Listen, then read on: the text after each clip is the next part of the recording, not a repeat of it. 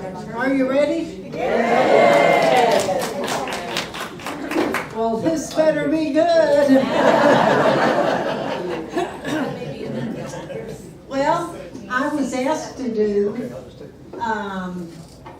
the first program I did here when I came to Epworth was about me and my music transition. And so, since that was 5 years ago, we got a lot of new people, and some people don't remember so well. We're gonna refresh and do it some more. So, this is the story of me. I was born 85 years ago in Altus, Oklahoma, and I was born to a 14-year-old unwed teenager. And she didn't have any family support. In fact, it was the other way. And there was a couple in town who were up in years. That means they were old. And they didn't have a family. They were infirmed. She had had cancer and a hysterectomy, and so that was a big, sad thing that they never had a family. And they weren't able to work outside the home. She took in ironing, and he did something to cars in the yard. So they offered to keep this little baby during the day so that my mother could try to work. And so sometimes she'd leave me 3 or 4 days in a row, and when she would come to get me, they'd say, "Can't we just keep her?"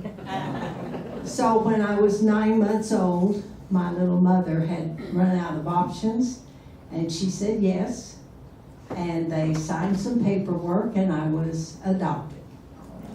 So we lived next to a Pentecostal church. And I was told, even as an infant, that when church services were on, we would sit out on the porch and listen to the music. So when I was just barely able to walk, I started slipping into the church, the side door of the church, and picking out on the piano the songs that I heard the night before. So one day the preacher came in and caught me, and he said, "Patsy, you have to play the piano for the church." So he took me home to my parents, and he said, "You need to bring Patsy to church Sunday so she can play the piano." And my parents said, "Patsy plays the piano?" So they took me to church Sunday, and I played the piano, and I played the piano every Sunday after that in church. I was 4 years old then. And so it will be no surprise to you that my favorite songs were the gospel songs. So I'm going to open the program with my favorite gospel song.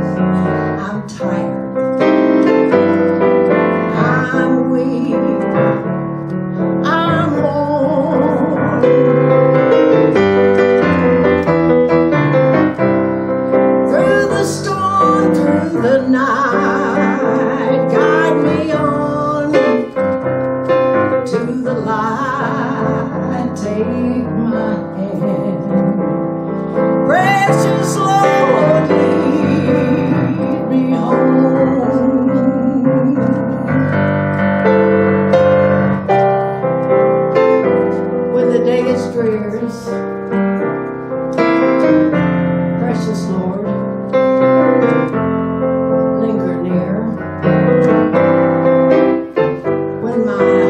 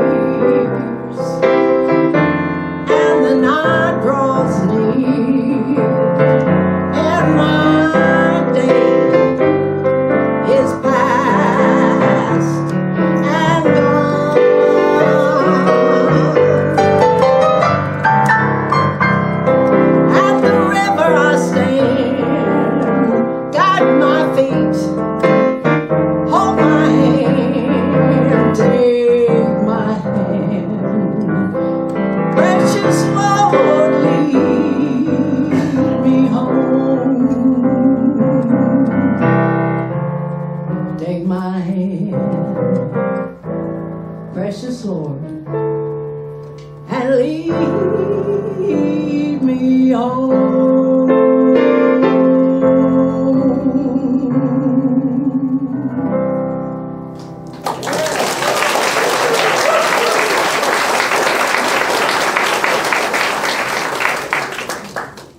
Well, when I was 6 years old, I started to school. And there was a classmate who had a radio. And for the very first time, I heard music that wasn't a hymn, that wasn't church music. Thank you. So I heard jazz, I heard blues, I heard rock, I heard the Boogie Woogie. And I said, I've got to find a piano somewhere so I can play that music. So I hunted all over that school, and back behind the stage in the auditorium there was a piano. So instead of having lunch daily, I would go in and rock out on that piano. Well, the principal came in and called me, and he said, Batsy, you have to play the piano for the school. So he called an assembly, and I played the piano for the school and for every other gathering that we had. And the kids always wanted me to play the Boogie Woogie.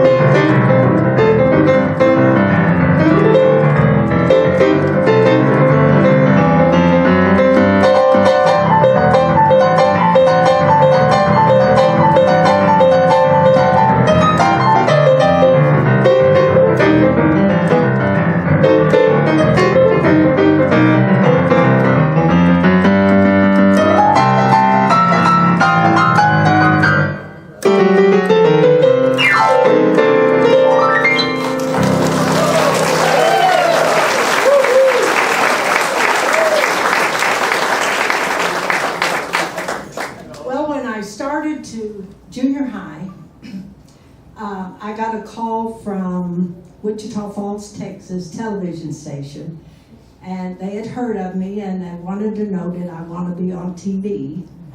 And it was, television was in its infancy, and there were like 3 channels, and they weren't even full programming. So some of the bigger markets started producing their own shows. And this was in Wichita Falls, Texas, and it was the Saturday night Western Barn Dance. So I said, yeah, I want to be on television. So, of course, in Oklahoma and Texas, if you wanted to be on television, you had to sing country. So I sang country. And I'm going to sing a country song. I'm going to sing the best country song ever written, in my opinion. It's in the top 100 songs of all time. And if you guys don't know this song, just listen to the words. Country does the best job of telling stories. Like, you ain't woman enough to take my man. So this is a good story. It's he stopped loving her today.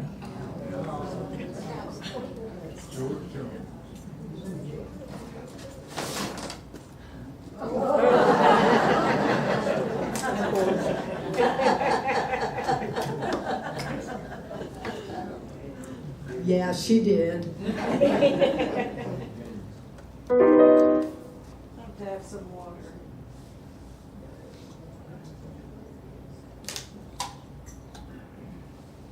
Classy, right?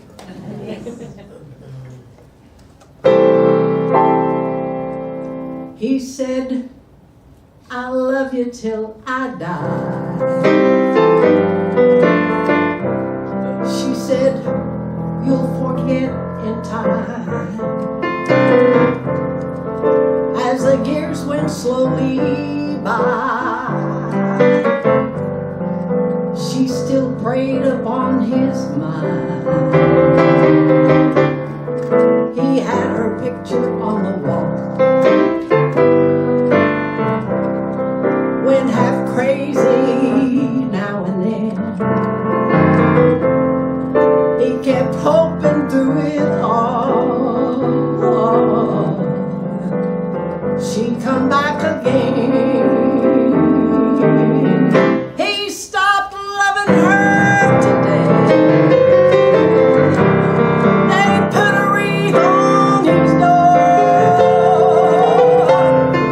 Soon they'll carry him away. He stopped loving her today. He had her letters by his bed, dated 1962. He had underlined in red every single I love you. I went to see him just today, and he did not have no tears, all dressed up to go away. I hadn't seen him smile in years. He stopped loving her today. They put a wreath on his door. Soon they'll carry him away. He stopped loving her today. She came to see him one last time. I didn't even know she would. All that was running through my mind is that he's over her for good. He stopped loving her today. They put a wreath on his door, so they'll carry him away. He stopped loving her today.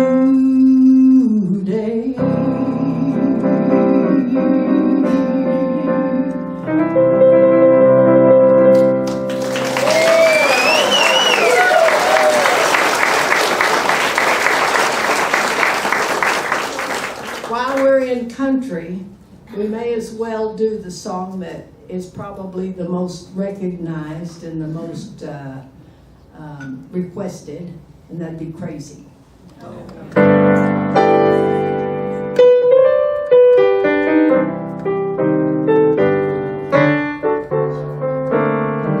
Crazy,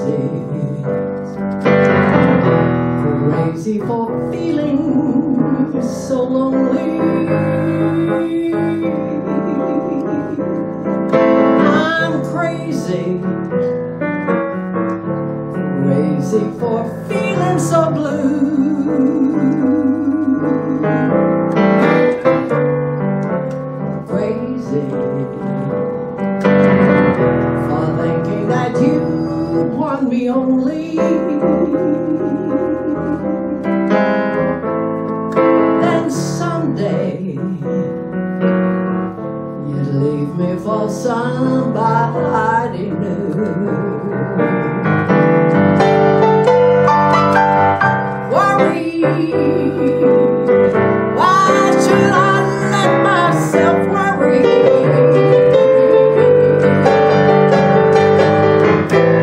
wondering what in this world should I do?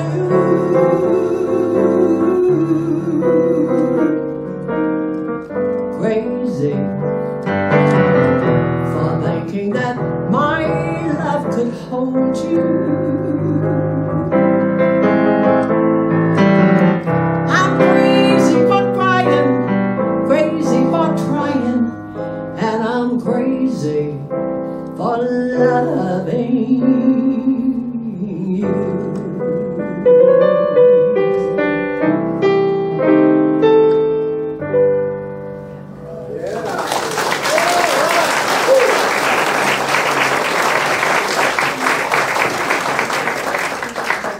Country is over. So I got to high school, and in high school I was playing mostly for the Kiwanis Club, the Lions Club, the Rotary Club, Chamber of Commerce, that kind of thing, and they were a little more sophisticated, and so they liked Frank Sinatra and Ella Fitzgerald, and they liked Liberace.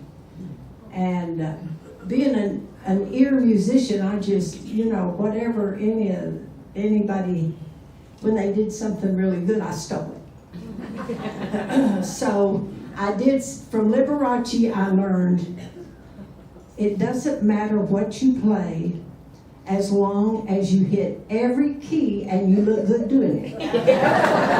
So I'm going to play some piano, and I'll play some samplings, a little medley of some of the things that I played at that time of my life.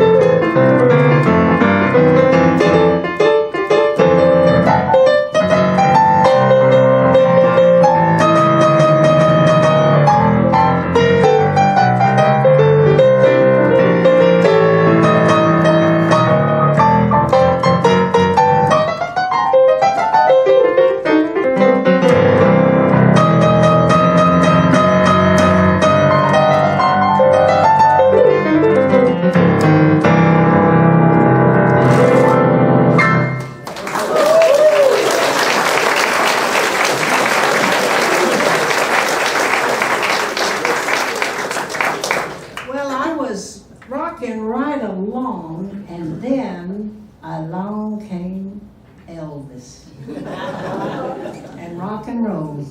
Elvis came to Altus, and Colonel Parker realized Elvis had 2 records out, real popular in Memphis, and but there were pockets of the country that hadn't caught on to Elvis quite yet. And Colonel Parker realized that just listening to his records was only half the story. And so he booked some venues going across the country, and he booked one at Altus. We have a great municipal auditorium at Altus. So Elvis came to the municipal auditorium. My girlfriends and I, we went to see Elvis. And so we sat about midway to the back, and when he started singing, we ran to the front. And we screamed and we yelled, and all that stuff you saw on television, we did it. We did it all.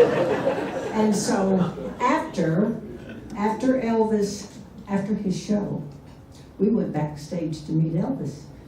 I played the auditorium all the time, so I knew how to get there. So we got backstage, and my girlfriends said, they always did, "Patsy plays the piano." And so Colonel Parker said, "Let's see what you got." So I played the piano, and Elvis played the guitar, and his 2 side men played, and we jammed, and Colonel Parker said, "Come and go with us. You could be Elvis's pianist and backup singer." I didn't go. But after that, I didn't play anything but Elvis. That's it. I'm going to play Elvis now.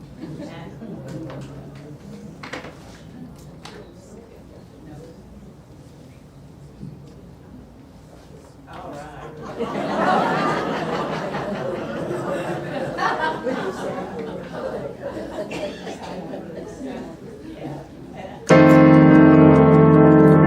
Well, since my baby left me, found a new place to dwell, down the end of Lonely Street to a heartbreak hotel.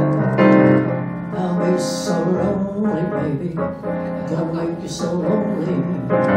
You'd be so lonely you could die. It's always crowded, better find some room for broken-hearted lovers to cry. You're gonna be lonely, baby, gonna make you so lonely. You'd be so lonely you could die. Love me tender, love me sweet, never let me go. You have made my life complete, and I love you so. Love me tender, love me long. Oh, my dreams fulfilled. Oh, my darling, I love you, and I always will. And for the money, and for the show, you make ready now, go, cat, go. Step on my blue suede shoes. And you can do anything but lay off my blue suede shoes. Blue suede shoes. Blue suede shoes. Blue suede shoes. Well, honey, lay off my shoes, don't you? Don't step on me. And you can do anything but lay off my blue suede shoes.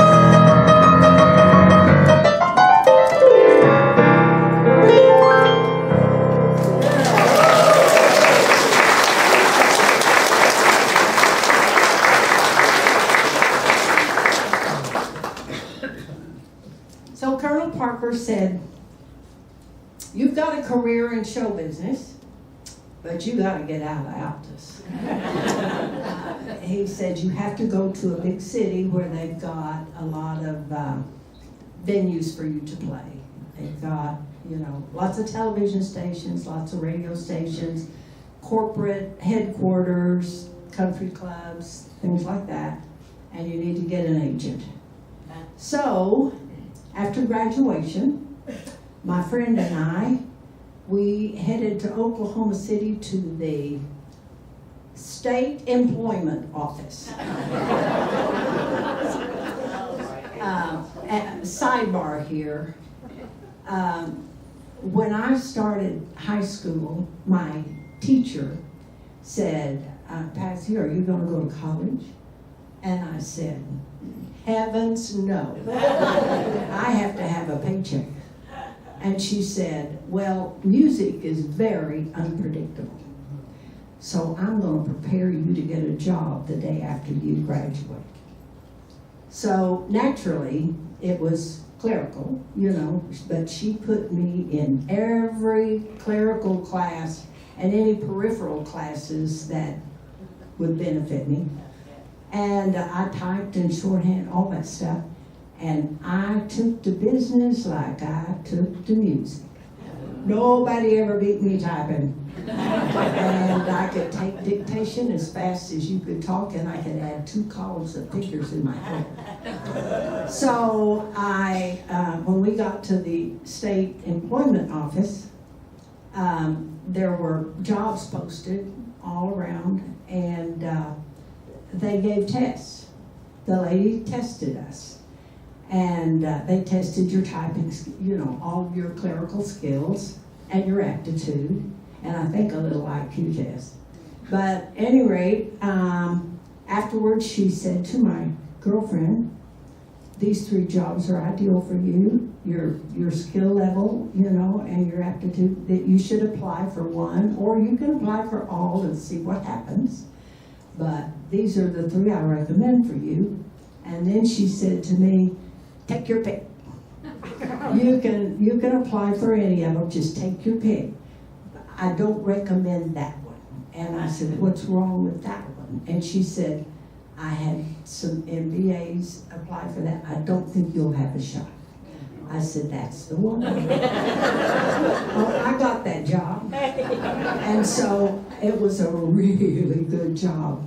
And so I put music in my rear view mirror, because I love business just as well, and I thought this is secure and I can help my folks out, and this is going to be a good future for me. So I put music in the rearview mirror for about 6 months, and then my heart hurt. And I thought, how can I didn't even have a piano. So I thought, maybe I can play and sing on Friday and Saturday night. It won't impact my day job, and I can have the best of both worlds. So I called. I looked in the yellow pages, and I called a talent agency, and I said, I play the piano and sing, and I need an agent. And he said, I don't need a singer. But if you're really proficient on the piano and you sing pretty good, you can come in and audition on Wednesday. And so I went in and auditioned. And I'm going to play the song I auditioned with, although I still don't know why I chose it, because it's not my favorite. But I'm going to play Up a Lazy River.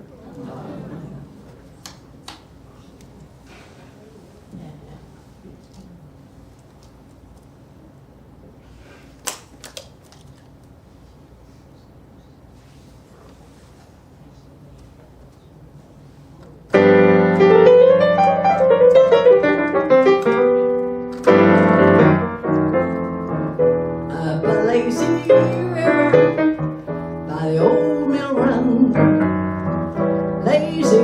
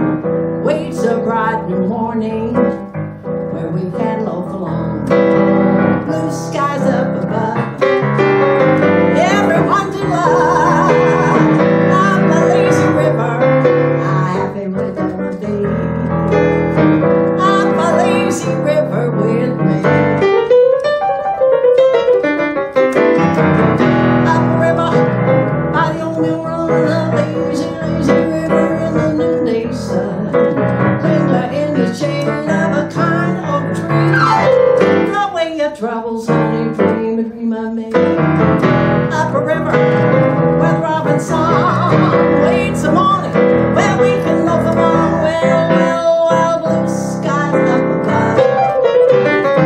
Everyone's in love up a lazy river. How happy we're gonna be up a lazy river with me.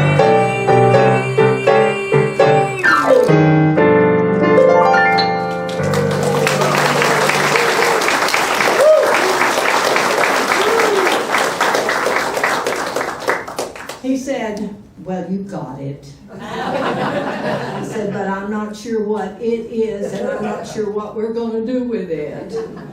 But he said, our clientele, the people that book us and rebook us, and the customers, they want to hear the money songs, and that would be the popular tunes of all genres, but the popular tunes. They like a little cocktail jazz, they like a little country, and they like the classics. They're fans of Frank and Ella and all. So he said, you're going to have to know the money tunes, and he handed me a list of songs. And he said, how many of these do you know? Can you do? And there must have been 50 or 60 songs on there. And I looked at it and I said, all of them. And he said, now, you're going to have to, you can't bring any music. You can't bring any electronics. It's just you and the piano. You may have to do requests. Somebody may want to dance, and you have to keep a rhythm.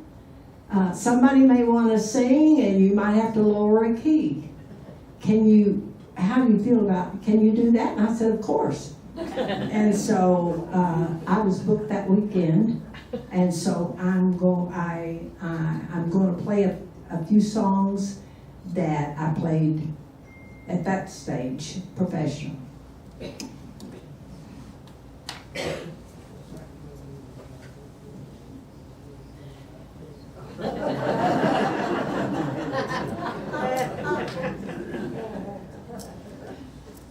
I usually like to start out with something slow and sexy. So.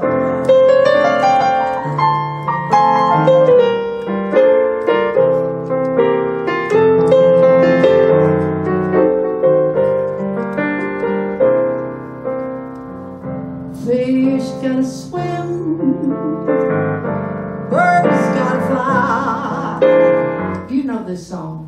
Yeah.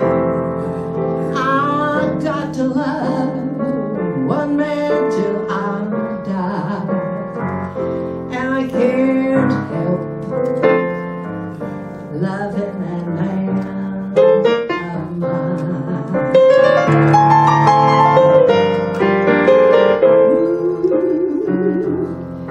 Tell me he's lazy, tell me he's slow, tell me I'm crazy, well maybe I know, but I can't help loving that man of mine.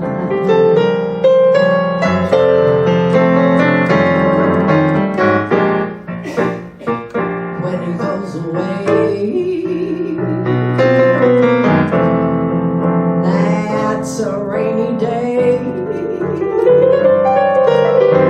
but when he comes back, that day is fine, the sun is gonna shine. He can come home as late as can be,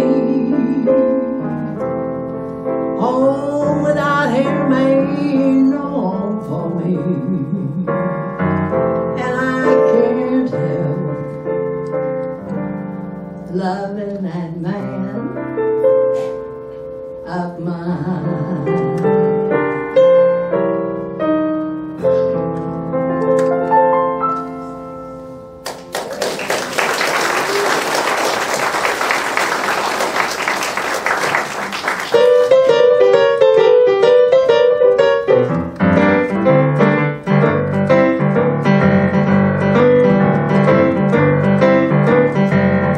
Won't you come home, Bill Bailey? Won't you come home? She moans the whole day long. I'm gonna do the cooking, honey. I'll even pay the rent. I know I've done you wrong. Remember the rainy evening? I'll put you out with nothing but a fine tooth comb. Well, honey, I know I'm to blame. Ain't that a shame?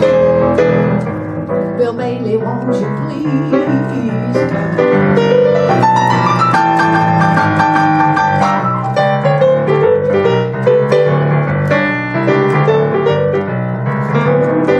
She moans the whole day long. I'm gonna do the cooking, honey. I'll even pay the rent. I know I've done you wrong. Remember the rainy evening? I'll put you out with nothing but a fine tooth comb. Well, honey, I know I'm to blame. Hey, ain't it a shame? Bill Bailey, won't you please? Billy, please, Bill Bailey, come on.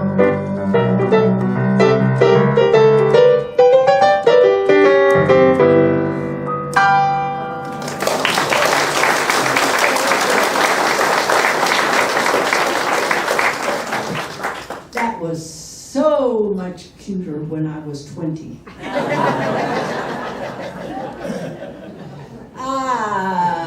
I'm going to play a little piano. I'll play another little few excerpts of some songs that I played at this stage. You know Misty? Yes.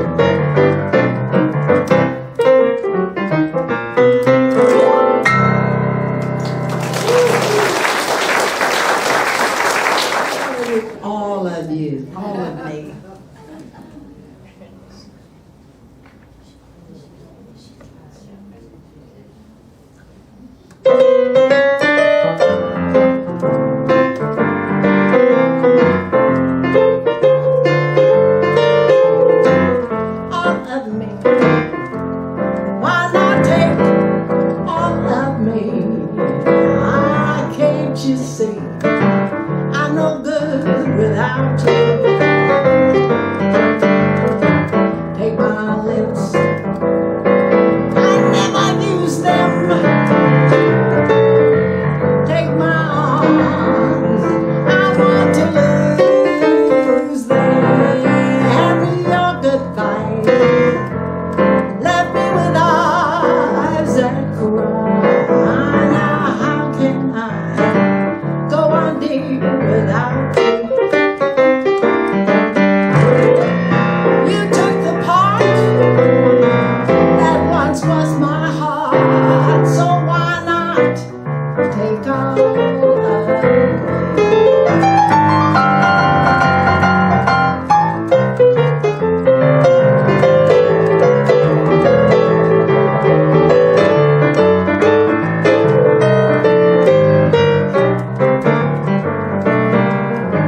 Take my lips, I never use them. Well, take my arms, I want to lose them. Your goodbyes left me with eyes that cry. How can I go on, dear, without you anymore, my friend? You took the best, why not come back and get the rest? Why not take all? Why not take all? Why not take all of me?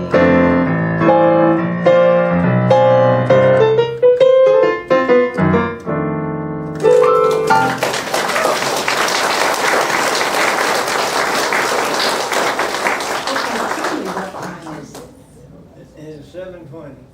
Okay. I'm going to do another slow one. I'm going to do, I don't know why I love you like I do. You know that one? Yes.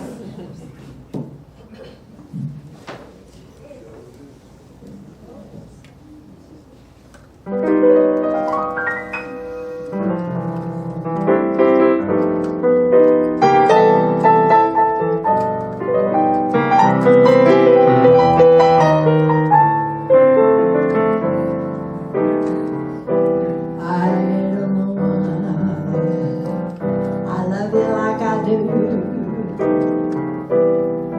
I don't know why, but I do.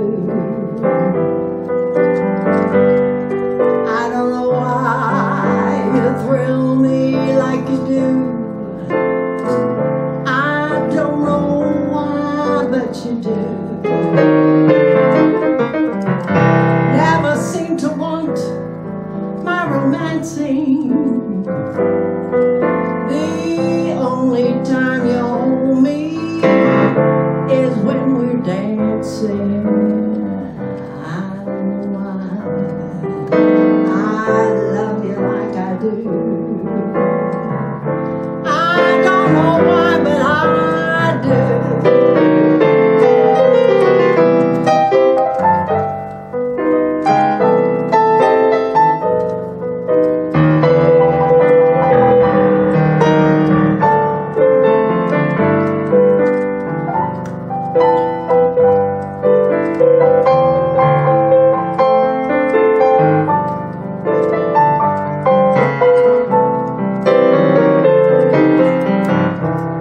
Never seem to want my romancing. The only time you hold me is when we're dancing. I don't know why I love you like I do. I don't know why, but I do.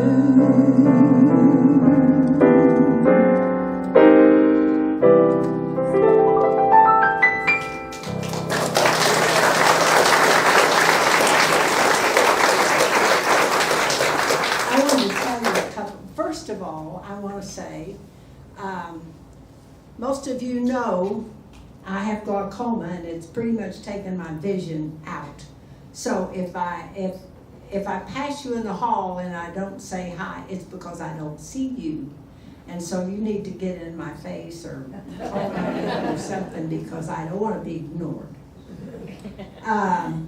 And next month I'm going to have an operation and I need my prayer warriors to get busy and see if we can fix that. I wanted to say about my adoption because the last program I had, I got this question a lot.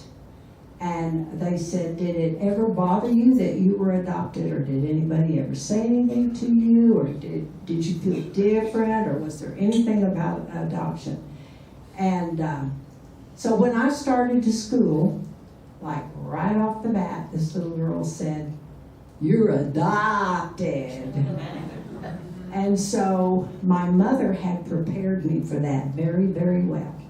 She told me about the women in the Bible who were barren, as she was, and how they prayed, they wanted a baby, and it was a disgrace in the Bible not to have a baby.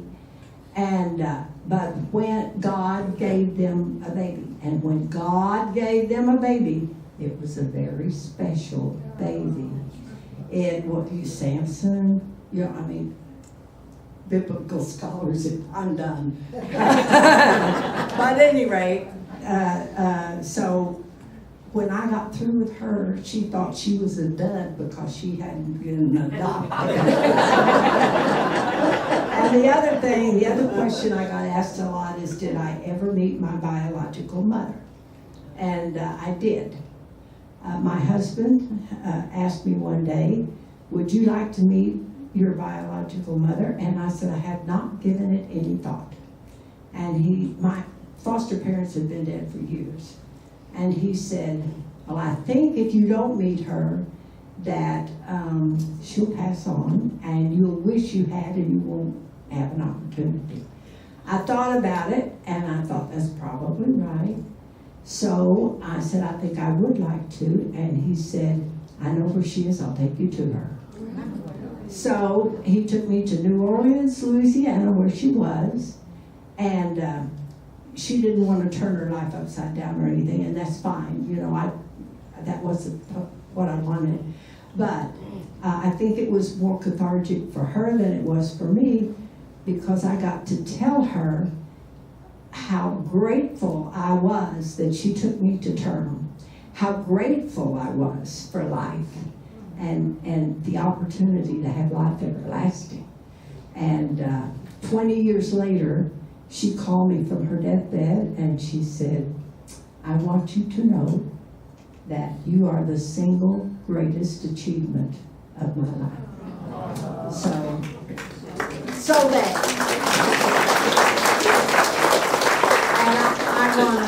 I'm gonna close with Georgia on my mind. Everybody always asks me, what's your favorite song? And I close with it. It's Georgia.